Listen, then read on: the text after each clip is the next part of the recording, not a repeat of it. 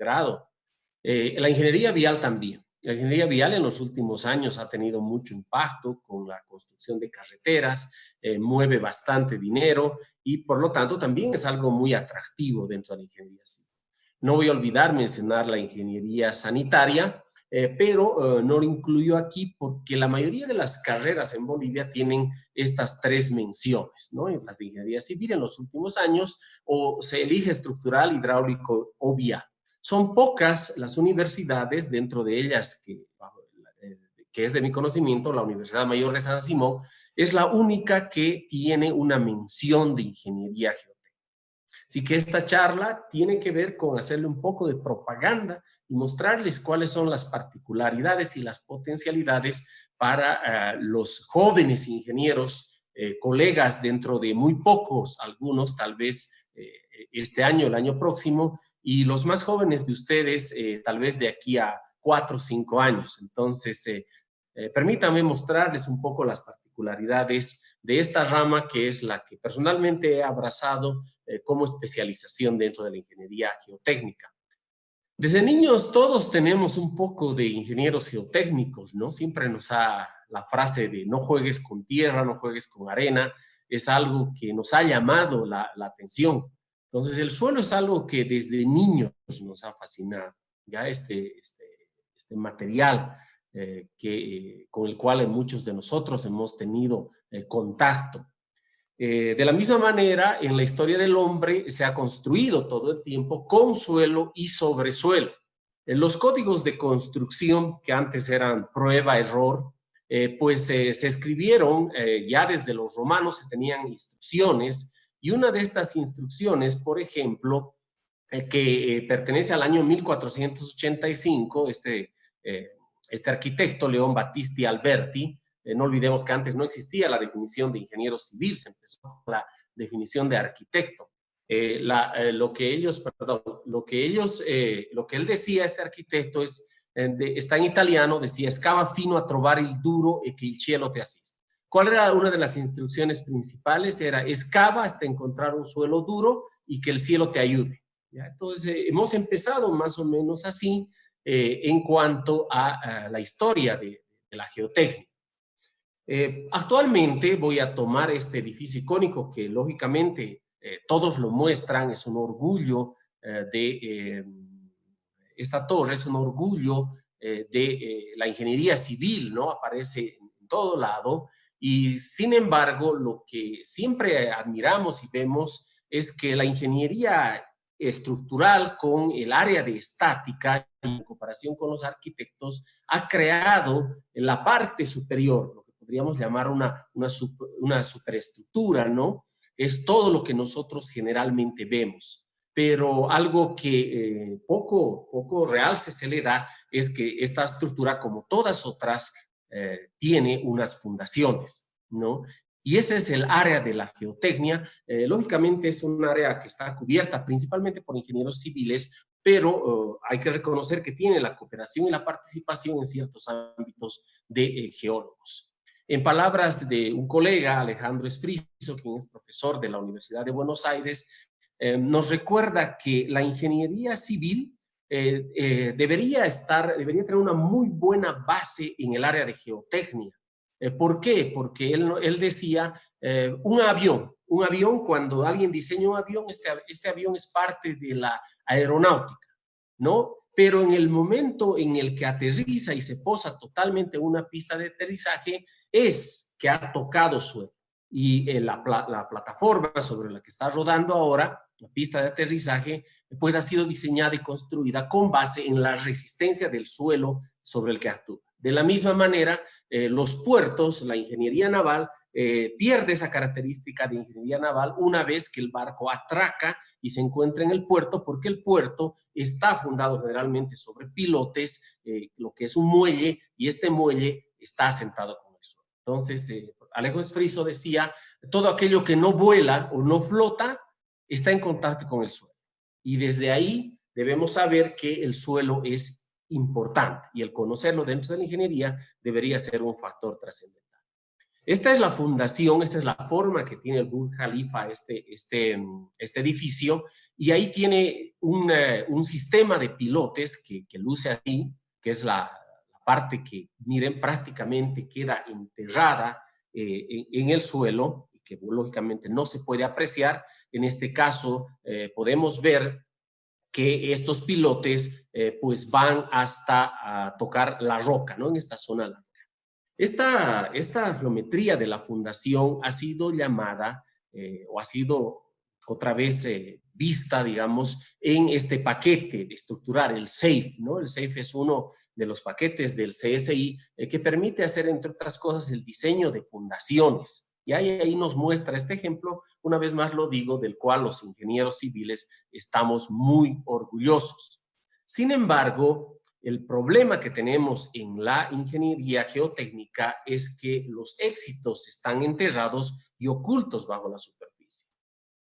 Este señor, ¿no?, que es un gran poeta, Pablo Neruda, el chileno, en uno de poema, alguna vez que me tocó leer, dice: ¿por qué los árboles esconden el esplendor de sus raíces? Y es exactamente lo que uno piensa, ¿no? Los médicos entierran sus fallas, es casi una broma, mientras nosotros como ingenieros geotécnicos desenterramos nuestros éxitos. Cuando algo sale bien, pues las fundaciones están enterradas, y esa es la manera en la que en las ciudades principalmente los ingenieros geotécnicos no podemos hacernos propaganda, porque nadie ve el esplendor de las fundaciones en nuestras calles, ¿no? Simplemente se ve la parte estructural. Pero ¿qué es lo trascendental de esto? ¿Qué es lo importante de la geotecnia? Que veamos esto. Esto es algo que, mil disculpas si ya lo han visto en alguna presentación, pero es pertinente a esta charla motivacional hacia la geotecnia. Es un edificio que se llama la Torre Océano. Este es un edificio muy lujoso en una zona exclusiva, y esta era la propaganda de preventa que decía: son 31 pisos en un edificio de lujo de 36 metros de altura con un peso de 50,000 toneladas. Este edificio hace 14 años aproximadamente inicia la construcción, y esta es la etapa en la que ya podemos reconocer de la figura de la izquierda la pintura. Miren, el edificio está ahí. Sin embargo, también pueden observar que tiene una inclinación hacia la derecha, y no es cuestión de que la fotografía no esté nivelada, simplemente que el edificio empieza a presentar una inclinación. Como vemos, la estructura, una obra puede ser la obra maestra, la obra principal de la vida de un ingeniero estructural, ha tomado en cuenta todos los detalles, pues ha cuidado que las armaduras vayan adecuadamente, que sean construidos, el término técnico es con fidelidad, es decir, copiando exactamente la disposición de los planos de construcción. Un edificio muy bien construido, sin embargo, ahora está inclinado. ¿Por qué está inclinado? Por asentamientos del suelo. Entonces, no se ha previsto en este caso la diferencia, la caracterización del suelo que podía traer problemas. Al ver esto, ¿no?, las personas que ya pagaron la preventa, pues manifestaron su preocupación a los constructores, y ellos el 2 de julio del 2008 lanzan un comunicado en el que les dicen que su unidad será entregada y el edificio estará más fuerte y seguro que nunca. Si ustedes como compradores ven que el edificio ya tiene una inclinación, pues, y la empresa les asegura que va a arreglar este problema, la pregunta es esta, ¿no? ¿La geotecnia puede corregir estos errores? Si uno es ingeniero civil y llama a un especialista en geotecnia, recordando que la geotecnia es la práctica, ¿no?, de la mecánica de suelos y la mecánica de rocas, los ingenieros que nos dedicamos a eso podemos corregir aquello. Para eso recurramos a esta historia, que también es un clásico, ícono de los ingenieros geotecnistas, que es la Torre de Pisa. Lo que vemos en esta escala está en años, y aproximadamente en 1173 se inicia la construcción de la famosa Torre de Pisa. Y hasta el año de 1178, en esos 5 años, pues se construyen estos 4 niveles con una carga de 9,500 toneladas, apoyada en una losa de cimentación, claro, en una losa de cimentación primitiva, ¿no?, porque estamos hablando de hace muchos años, pero una losa de cimentación al fin. En esa época, saben que la historia era muy fluctuante, habían guerras, había época de hambre y se acababan los recursos. Y como se acaban los recursos, solamente 100 años se retoma la construcción de la torre. Para ese entonces ya presentaba cierta inclinación, pero se la sigue construyendo y se avanza durante 6 años y se carga el suelo con 13.700 toneladas. Y finalmente, miren, 200 años después se termina la Torre de Pisa poniendo estas 14.500 toneladas sobre el terreno. El resultado todos lo conocemos, ¿ya? Es ese, y esta torre tiene una inclinación de norte-sur. Recordemos el edificio, porque por eso hemos llamado a la Torre de Pisa. El edificio que habíamos visto anteriormente tiene una inclinación, y la Torre de Pisa también tiene una inclinación. La Torre de Pisa no había terminado este asentamiento diferencial. ¿A qué nos referimos? Recordemos nuestros cursos de mecánica de suelos. El asentamiento diferencial es que esta esquina, la esquina sur, es un suelo que ha sufrido mayores deformaciones, por lo tanto, mayores asentamientos respecto a la esquina norte. Y eso hace que no tenga un asentamiento pues homogéneo y presente una inclinación. Este asentamiento diferencial ha seguido con los años, no es que ha parado. Hasta hace aproximadamente unos 20 años se seguía asentando, seguía sufriendo este asentamiento pues diferencial, y lo que se detectó es que respecto a la vertical, hace 20 años, pues había llegado a una inclinación crítica. ¿Qué significa crítica? Que estaba a punto, por efectos de centro de gravedad y relación con su proyección en la base de colapsar, ¿no? Pero no iba a colapsar porque el suelo iba a fallar, el suelo se estaba asentando, no se iba a romper. Entonces, se decide que si esta tasa de inclinación continúa, en algún momento iba a colapsar por equilibrio propio de la torre, debido a la gran inclinación, y iba a perder este monumento que a Italia le genera un ingreso de muchos millones. Para esto, los geotecnistas italianos empiezan a realizar una campaña, y recordemos que la inclinación es norte-sur, y a través de una campaña geotécnica, de un estudio geotécnico, pues pueden identificar cuál es la causa. Es este estrato que acabo de marcar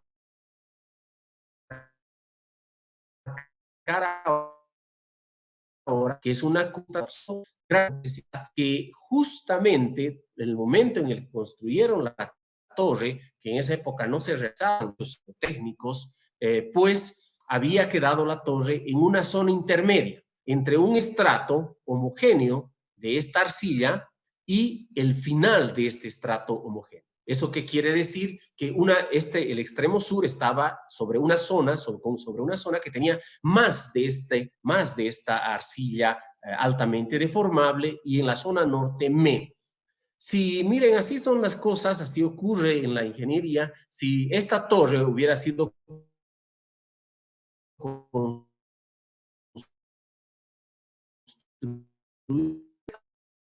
en este momento totalmente, también hubiera perdido ese atractivo, y seguramente nadie entendería o conocería qué es la Torre de Pisa. O sea, lo propio si hubiera sido hacia la izquierda, su suelo, este estrato arcilloso, la torre también hubiera sido desconocida, porque hay torres incluso mucho más hermosas en Europa, pero que debido a que no tienen esta característica de la inclinación, no son visitadas. Así que en términos muy sencillos, podemos decir que esta es la idea, que en la zona sur tenemos un suelo mucho más poroso, y en la zona norte un suelo menos poroso, comparándolo así de manera muy sutil, muy simplificada con estos quesos. Así que esta zona que tiene más poros es más deformable, esta que tiene menos poros es menos. ¿Por qué hago esta comparación con estos quesos? Porque les cuento nuevamente, o vuelvo a llamar esta parte de la historia en que la torre iba a caer, porque seguía esa deformación. Ese proceso que ha llevado 300, 400 años, seguía, continuaba. Entonces, la solución, a veces las soluciones en ingeniería técnica parten del sentido. ¿Qué es lo que decían? Si esta parte es la parte que se va deformando, ¿no? Es lo que vamos a hacer nosotros es pues hacerle agujeros al queso del otro lado. Y justamente esa fue la solución. Entonces, estos científicos, geotecnistas, todos ellos, pues deciden que van a sacar suelo, van a empezar a perforar del lado norte de la torre y empezar a extraer, ¿no? A través de unos sistemas helicoidales suelo. ¿Para qué? Para debilitar el suelo que está por debajo de la zona norte y hacer que ahora se empiece a asentar la zona norte, no la zona sur, y devolverle cierta inclinación ahora en sentido contrario a esta torre. Aquí podemos ver en el lado norte cómo han puesto este sistema está aquí, esta parte que vemos aquí, ¿no? Que lucen como unos cañones, en realidad son tubos dados en el suelo que van a dar a la zona por debajo de la torre y que a través de este asquito suelo. Podemos ver en esta imagen podemos ver la base de la torre de Pisa, aquí la estoy marcando con el puntero, esta es la base de la torre de Pisa,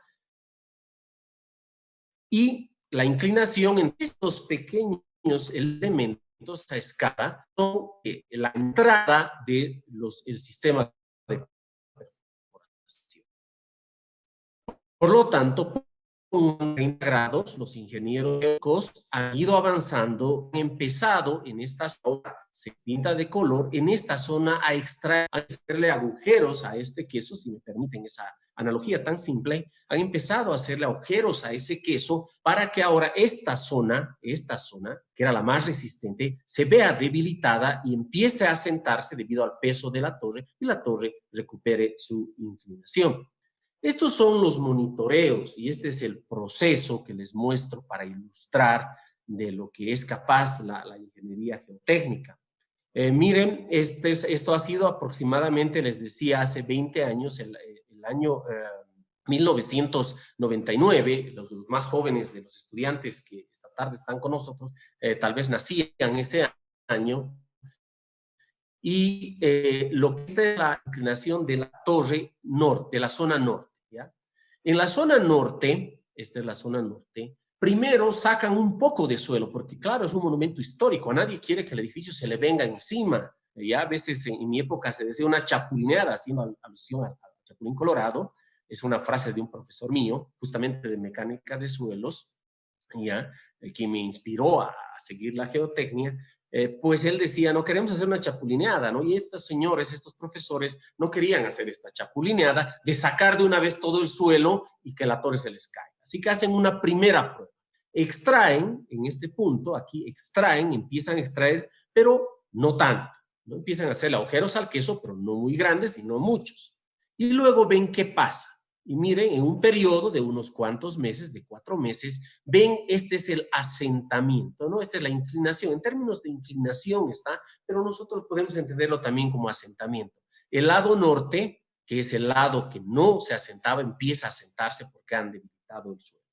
Luego proceden a una etapa de espera y ven que estos asentamientos dejan ya de producirse y en el año 2000, prácticamente un año después de esta experiencia, al ver que el método funcionaba, van a hacerle más agujeros al queso. Empiezan a sacar más y más suelo de esa zona de la Torre de Pisa y eso va a hacer, ahora sí genera los asentamientos deseados en la zona norte y finalmente, después de algún tiempo, esto se estabiliza.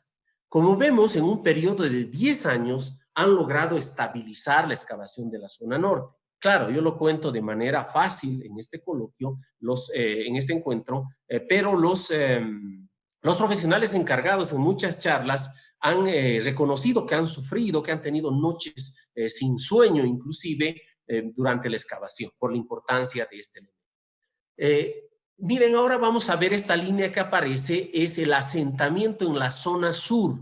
Esta que está apareciendo es el asentamiento en la zona sur, que es la zona donde no querían que se asiente. Así que ha funcionado muy bien. El lado que se asentaba más históricamente a través de este procedimiento no ha sufrido asentamientos. ¿Cuál ha sido el resultado de este proceso geotécnico?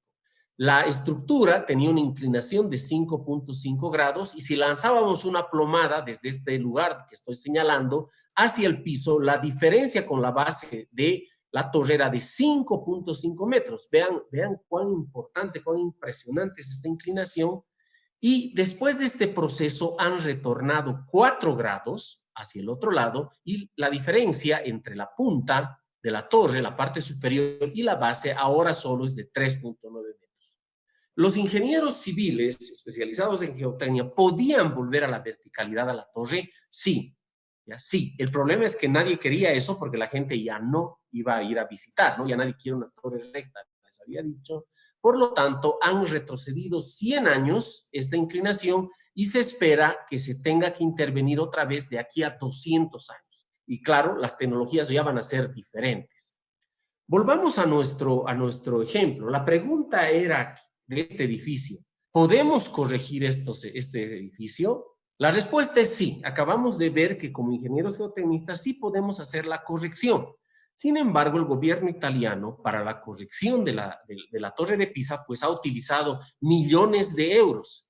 Este edificio no tiene ese valor tan alto de muchos millones de euros, así que nadie va a invertir en enderezar, hacer a pérdida. Entonces han tratado de minimizar las pérdidas y este caso, que podía ser una torre de Pisa, pero claro, quiere dar un edificio así, ¿no? La torre de Pisa, por su historia es más interesante, ha pasado a los libros de Guinness Record siendo la estructura que ha sido demolida a través de una explosión, con el mayor número de pisos en esa fecha del 2009. Miren, esto no es que ha colapsado por algún problema estructural o de suelos, la han volado, llamemos así, a través de explosivos para recuperar por menos el terreno. Lo que estamos viendo aquí es que un cálculo estructural muy bueno, pues si no se toma en cuenta no importa, o sea, no importa qué tan bien esté realizado. Nuevamente, recordemos, el edificio no está en el aire. El edificio tiene que posarse en el suelo, porque no pertenece ni a la ingeniería naval ni a la ingeniería aeronáutica. ¿Cuál es nuestro otro problema, nuestro gran problema? Que el suelo es un material, ¿ya? Es un material. Entonces, responde a las leyes que ustedes estudian en sus cursos que están relacionados ¿no? con resistencia de materiales. Responde a muchas de esas leyes. Cuando enseñamos mecánica de suelos, un curso anterior obviamente es resistencia de materiales, mecánica de materiales, y a partir de esos conceptos, pues vamos desarrollando. Entonces, es un material tal. La diferencia del suelo es que es un material que a veces soporta estructuras cuando sirve de material de fundación y a veces es un material de construcción, por ejemplo, cuando construimos terraplenes, cuando construimos presas, cuando construimos vías y lo compactamos para que encima podamos pavimentar. La otra característica que hace especial, todos queremos que nuestros materiales sean especiales, ¿no? Hay una frase conocida, en Italia lo utilizan mucho, que dicen, la mamá de uno es la mejor mamá, ¿no? Y cada uno por eso tiende a alabar su área. Pero aquí hay algo que las otras áreas de la ingeniería no nos pueden quitar, que el suelo es un material y a diferencia del que he tomado a propósito esta propaganda, dice Concretec, y dice, producimos hormigón premezclado con calidad certificada. O sea, ellos entregan con calidad certificada. 21 megapascales, como ejemplo, ¿no? 21 megapascales mínimamente yo les certifico que esa va a ser la resistencia a la compresión uniaxial del hormigón que le vende. Ahí está la propaganda. Acero, si hablamos de acero, ¿no? Aquí está de Belgo, además de garantizar la calidad, ¿qué dice Belgo? Nos ofrece servicio de corte y doblado de acero, ¿no? Entonces ya este material no solo viene pues con calidad certificada, sino viene además ya cortado y doblado. En cambio, nunca ustedes han debido escuchar, disculpe si estoy haciendo mucha propaganda, pero son los nombres que conozco. Existe, por ejemplo, una empresa que se llama el Pauichi, terrenos. Cuando si andas, vendemos terrenos con resistencia de suelo certificada, con resistencia de un de carga de 1 km², que cada un asentamiento de una nunca. ¿Ya? Entonces la diferencia, y el reto es ese, ¿no? Que es un material, lo decía Carl Terzaghi, el padre de la mecánica de suelos, es un material creado por la naturaleza, y los materiales creados por la naturaleza siempre son complejos. Y podríamos decir en palabras muy sencillas que es lo que te tocó en mecánica de suelos. ¿Ya? No podemos hacer esta compra por teléfono como se realiza en el área de la ingeniería estructural, hablando del material, ¿no? Entonces, por ejemplo, veamos esto. Este es un terreno, se ha hecho una excavación, aquí vemos las calaminas, y cuando uno está parado sobre el terreno o está comprando el terreno, pues no sabe qué va a encontrar por debajo. El momento de la compra de un terreno, uno no negocia, ¿no? ¿Cuál es la resistencia? Nadie al momento de comprar un terreno le dice es fango por debajo, por lo tanto no te voy a pagar mucho, o por debajo tienes roca, entonces este terreno cuesta más. No hacemos esa evaluación.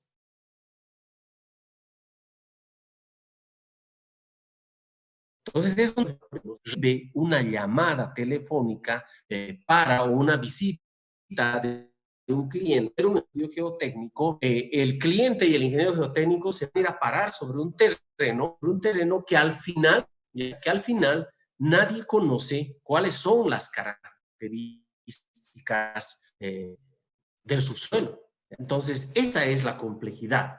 Para vencer esto, los ingenieros en los últimos años hemos mejorado los métodos, ¿no? Antes, recuerden, en algún momento partimos de que para hacer las fundaciones hay que excavar hasta encontrar suelo duro y que el cielo, nos ayude. En cambio, hace 100 años, justamente está cumpliendo 100 años este año, el famoso SPT. Los estudiantes de mecánica de suelos, conozco que en la Gabriela N. Moreno tienen un SPT, alguna vez he trabajado con ese SPT, ¿no? Y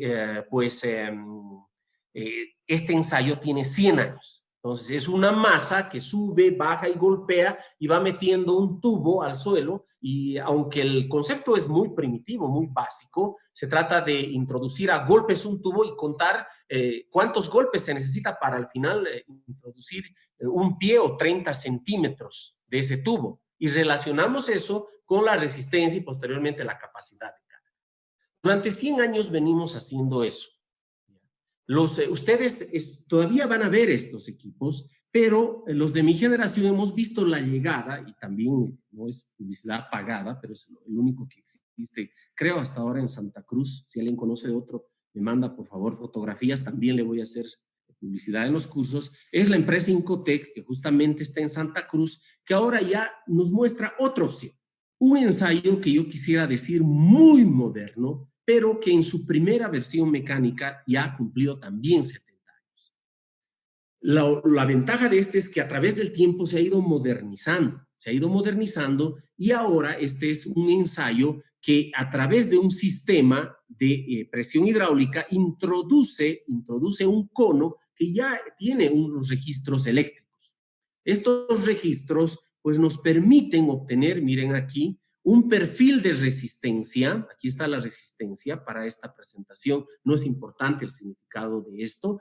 Pongamos que es resistencia del suelo en función de la profundidad, hasta unos 22 metros aproximadamente, y vemos cómo va variando centímetro a centímetro la resistencia.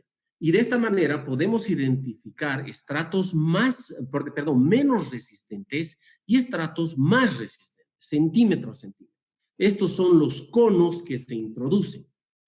En los primeros años, cuando yo estudiaba mecánica de suelos, recurríamos a gráficos como este. Decíamos, usted hace un sondeo, esto del libro, ¿no? Usted hace un sondeo y este es el perfil. Este es el perfil que va a obtener la resistencia con este ensayo que se llama ahora CPT, el ensayo de cono de penetración. Y en los libros veíamos que si uno hacía unos metros más allá otro ensayo, en una línea y otros metros más allá, otro ensayo, podía obtener un perfil de la estratigrafía en 2 dimensiones.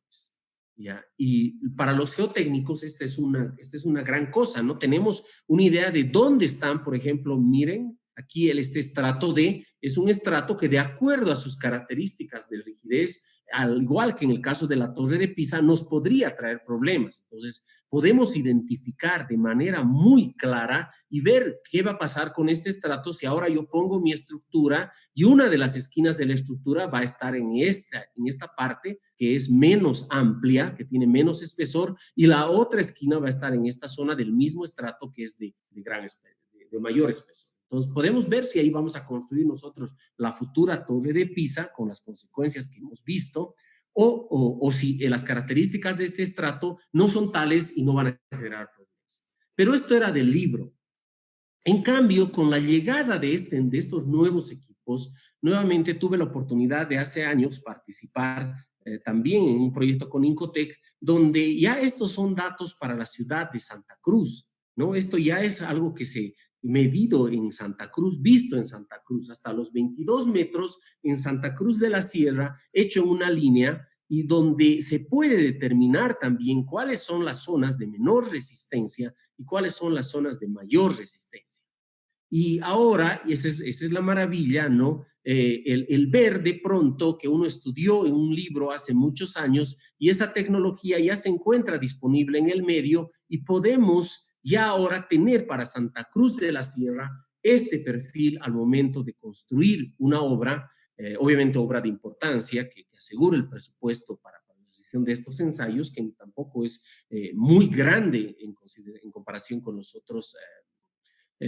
otros ensayos, y podemos ver aquí estos lentes que tal vez pueden, o estas lenguas de suelo que pueden, que han entrado a nuestro terreno y que tal vez podrían generarnos problemas. Así que eso es lo que actualmente se puede hacer. Y a través de estos métodos nosotros podemos de alguna manera ya ver y entender qué tenemos por debajo, pero porque no vamos a excavar todo, en este caso una excavación, y se puede ver ahí, pero no es que vamos a retirar todo el terreno para ver qué terreno era, ¿no? Y volver a compactar. Así que podemos hacer una buena caracterización.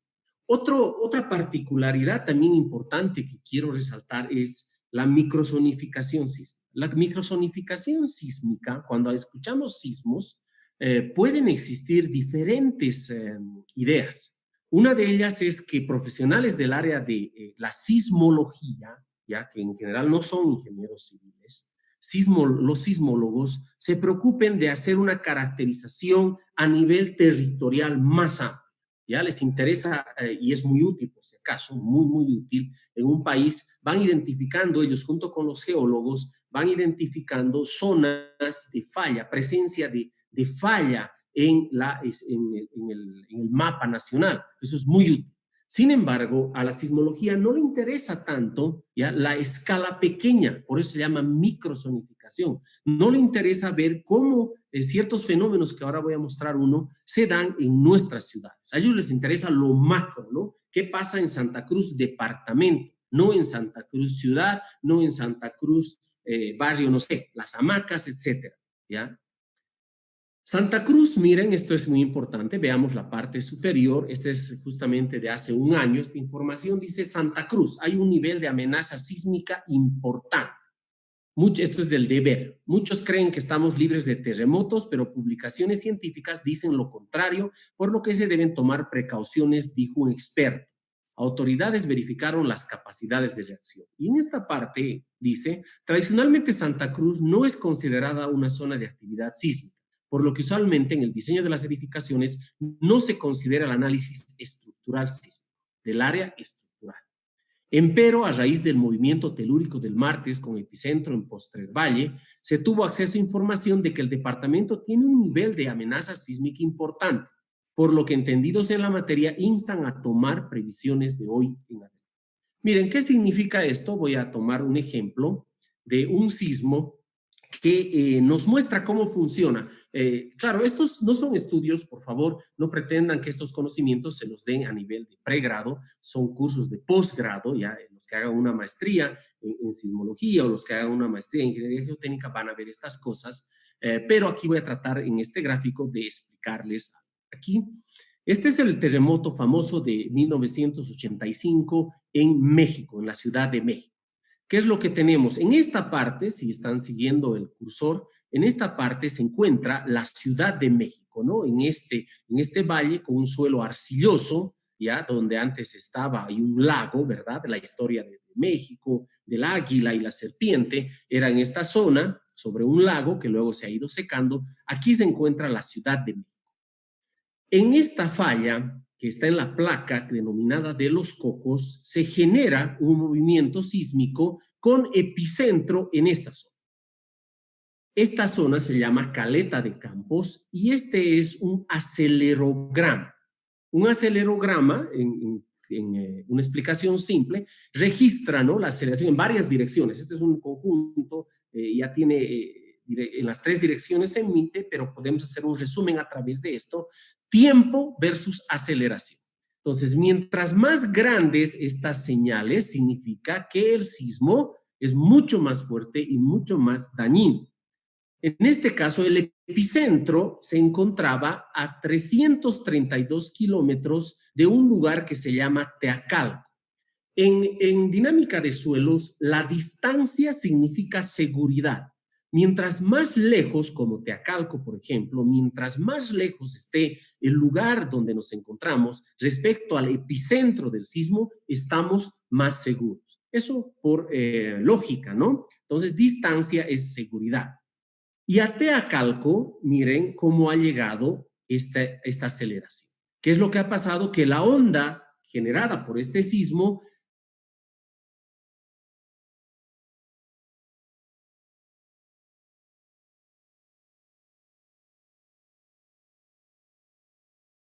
ha ido perdiendo su fuerza, se ha ido disipando. Y miren cómo ha llegado a Teacalco.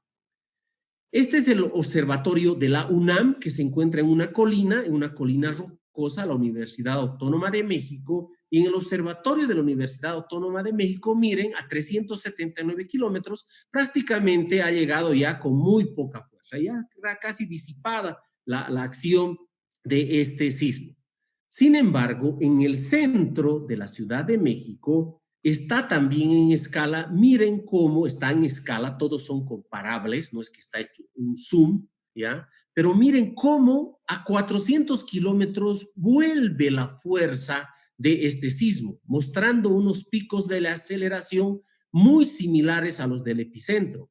¿Qué es lo que ha pasado? Que el suelo blando, por ejemplo, como arenas, arcillas, tienden en general a amplificar. Entonces, es un amplificador de esta aceleración. Entonces, mientras va en la roca, mientras viaja en la roca, va perdiendo fuerza, pero una vez que abandona la roca y empieza a subir verticalmente hacia la superficie, los suelos blandos, arcillas, arenas, etcétera, tienden a amplificar y vuelven a darle fuerza a este sismo.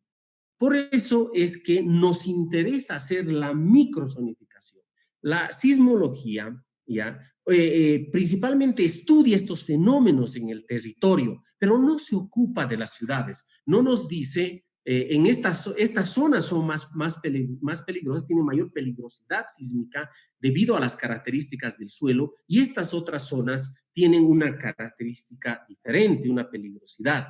Ciudades como Lima, por ejemplo, Quito, Guayaquil, que claro, tienen sufren más los sismos, tienen una mayor peligrosidad sísmica, no de ellos es alta, la de nuestros países es moderada, pero eso no garantiza nada, pues tienen esto. ¿Quiénes hacen eso? Generalmente los ingenieros geotécnicos.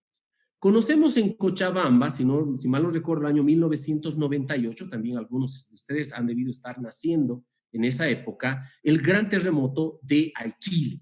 Esta es la nueva catedral de Aikile y esta es la antigua catedral de Aikile. Como vemos aquí, la torre ha sido destrozada. Debido a que se dio este gran evento sísmico con pérdidas de vidas humanas también, ¿no? El laboratorio de el Laboratorio de Geotecnia de la Universidad Mayor de San Simón, en un trabajo llevado a cabo, como miren, una tesis de pregrado en el área de geotecnia de Daniel Verástegui, que era un compañero mío, era tesis de licenciatura, y actualmente, pero claro, Daniel se ha dedicado a la geotecnia. Él es profesor de la Universidad Católica con doctorado en geotecnia, profesor de la Universidad Católica de Lovaina, en Bélgica. Pues él hizo este trabajo en pregrado. Hizo esto, una microsonificación. ¿Qué es una microsonificación?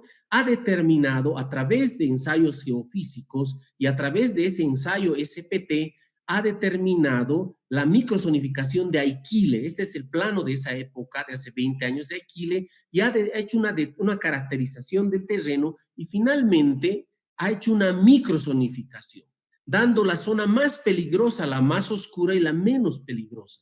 Eso es lo que las ciudades que corren riesgo de sismos deben tener para una planificación. En este caso, nadie pondría en esta zona, por ejemplo, hospitales, escuelas, estación de bomberos, porque son zonas más vulnerables. Se buscaría construir aquí. Este es el plano de Aikile, miren que representa esa forma que hemos visto, y en esta zona justamente se encontraba la iglesia que se derrumbó, y es ahí justamente en la zona de mayor peligrosidad, ¿ya?, que tenía Aikile, donde se sufrieron los mayores daños. En esa época, esta rama de la geotecnia en Bolivia se la realizó con ensayos, sí, de refracción sísmica, pero en la actualidad, miren, este es un equipo, también pertenece a la empresa Incotec, no conozco qué otra empresa tenga en Bolivia, sino nuevamente diría a quien corresponde, ya permite hacer ensayos mucho más avanzados a los que utilizó Daniel hace 20 años, que son ensayos de tipo sísmico, donde se introduce unos sensores y se mide la sismicidad del lugar a través de la medición de la velocidad de onda de Corot. No necesitan entender este parámetro, pero lo que sí deben saber es que en la actualidad pues ya se puede medir esto e inclusive hacer el análisis de la peligrosidad sísmica bajo el edificio que ustedes están construyendo, ni siquiera en un barrio de Santa Cruz, sino bajo el edificio que están construyendo. No es algo fácil, pero es realizable. La ciudad de Santa Cruz, ya llegando a la última parte de mi presentación, ahí ven, y al lado dice estar en el lugar correcto y en el momento correcto. ¿A qué me refiero esto? Santa Cruz de la Sierra ya no es la ciudad que, claro, esto es una también moderna, pero ya no es la ciudad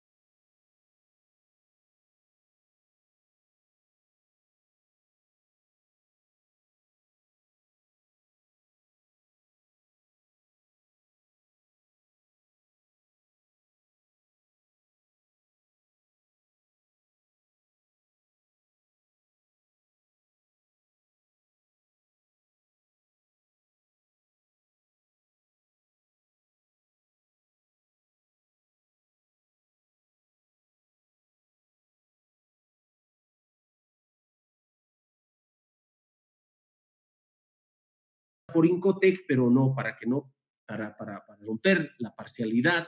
Este es de Terra Fundaciones, es de Terra Fundaciones, también en obras realizadas tanto en La Paz como en Santa Cruz, que vemos ya esta tecnología. ¿Qué tecnología vemos relacionada con geotecnia? Aquí están las dos empresas que he podido conseguir imágenes, Incotec y Terra Fundaciones, que trabajan. Ahora sé que hay otras empresas también que trabajan en Santa Cruz. ¿Por qué les digo estar en el momento adecuado, en el lugar adecuado? Porque Santa Cruz es un lugar que está generando muchos cambios, muchos avances en los últimos 10, 20 años en términos de tecnología en fundaciones que está relacionada con geotecnia. Así que si ustedes desean estudiar geotecnia, pues están en el lugar adecuado y en el momento adecuado. Cada vez las cargas van a ser mucho más exigentes. mucho más exigentes y vamos a tener que hacer estudios más detallados de las características geomecánicas del terreno. Santa Cruz tiene un sistema de suelos bastante complicado que para grandes cargas exige pilotaje, así que es un campo por explorar. Los que estén viviendo en Santa Cruz y estudiando en este momento tienen la opción de dedicarse a la geotecnia y ver esto. ¿Por qué? Porque miren, esto es algo que hace unos días preparé para mostrarlo. Volvamos al edificio. Dice, el conocimiento que los ingenieros estructurales aplican en el diseño de fundaciones es realmente avanzado. ¿Ya? Si ustedes hablan con un ingeniero estructural, va a abrir su computadora y con mucho orgullo, lógicamente, les va a mostrar cómo ha armado, ¿no? Cómo ha hecho una losa de cimentación, los aceros, va a mostrar las fotos de los aceros luego ya armados, es cierto, mucho mérito. Sin embargo, como dice esta figura, miren, aquí estoy ejemplificando este edificio y abajo un sistema como si se tratara de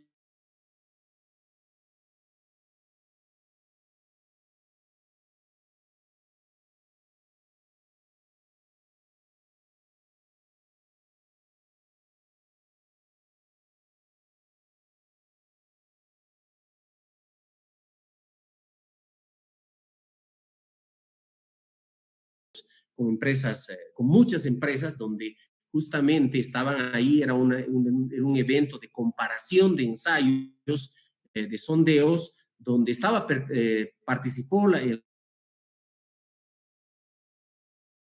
PUMS, ha estado la Universidad Mayor de San Andrés con sus equipos, ¿no? No era teórico, era totalmente práctico. Ha estado el gobierno municipal de La Paz y muchas empresas privadas, ha estado Impola, ha estado la Impola de Cochabamba, la BOMAT de La Paz, ¿no? entre otras empresas que se han unido para llevar adelante esto que es geotecnia. Así que agradezco la atención de las personas que se han quedado hasta en esta hora que se me ha permitido hablar. Creo que he terminado en tiempo justo y agradezco la invitación al ingeniero Napoleón por darme este espacio para hacer un poco de publicidad y propaganda para que los muchachos se nos unan a este campo que en mi opinión es fascinante, que es la geotecnia. La geotecnia es un reto porque cada que uno se para sobre un terreno no sabe lo que va a encontrar y solo el conocimiento le va a poder dar las herramientas para hacer una adecuada interpretación de ese material. Entonces, cada nuevo terreno es una nueva aventura, un nuevo reto. Agradezco su atención y les invito una vez más a unirse a esta geotecnia y espero que en muy poco tiempo, si es que no lo tiene, no estoy informado, también la carrera de Ingeniería Civil de la Gabriel René Moreno, por las necesidades del medio, empiece con una mención en Ingeniería Geotécnica. Si no la tiene, repito, muchas gracias. Muchas gracias, doctor, por su participación. Realmente muy productivo su contenido y esperamos en otra oportunidad poder tenerlo nuevamente con nosotros. Agradecido a todos, doctor. Muchas gracias. Muchas gracias, pues. Me voy a desconectar y que tengan muy buenas tardes. Hasta otra oportunidad. Gracias, ingeniero. Gracias, doctor. Gracias a todos. Un saludo.